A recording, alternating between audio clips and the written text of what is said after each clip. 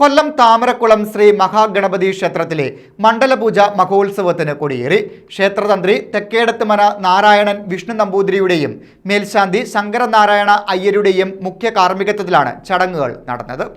ശബരിമല മുൻ മേൽശാന്തിയായിരുന്ന ക്ഷേത്രം തന്ത്രിമുഖ്യൻ തെക്കേടത്തുമന നാരായണൻ വിഷ്ണു നമ്പൂതിരിയുടെയും ക്ഷേത്രം മേൽശാന്തി ശങ്കരനാരായണ അയ്യരുടെയും മുഖ്യ കാർമ്മികത്വത്തിലാണ് കൊല്ലം താമരക്കുളം ശ്രീ മഹാഗണപതി ക്ഷേത്രത്തിലെ മണ്ഡലപൂജ മഹോത്സവത്തിന്റെ ഭാഗമായുള്ള തൃക്കൊടിയേറ്റ് നടന്നത്. തൃക്കൊടിയേറ്റ് കഴിഞ്ഞ് കൊടിമരച്ചുവട്ടിൽ മലർ, നെല്ല്, മഞ്ഞൾ എന്നിവ കൊണ്ട് ഭക്തർ പറയിടിയിൽ നടത്തി. ക്ഷേത്രം secretary Satheesh, president Prakash, general convener Jayesh, treasurer Sajin എന്നിവർ പരിപാടിക്ക് നേതൃത്വം നൽകി. കൊല്ലം താമരക്കുളം ശ്രീ മഹാഗണപതി ക്ഷേത്രത്തിന്റെ മണ്ഡലപൂജ മഹോത്സവമാണ് ഇന്ന് ഇവിടെ കൊടിയേറ്റത്തോടെ ആരംഭിച്ചിരിക്കുകയാണ്.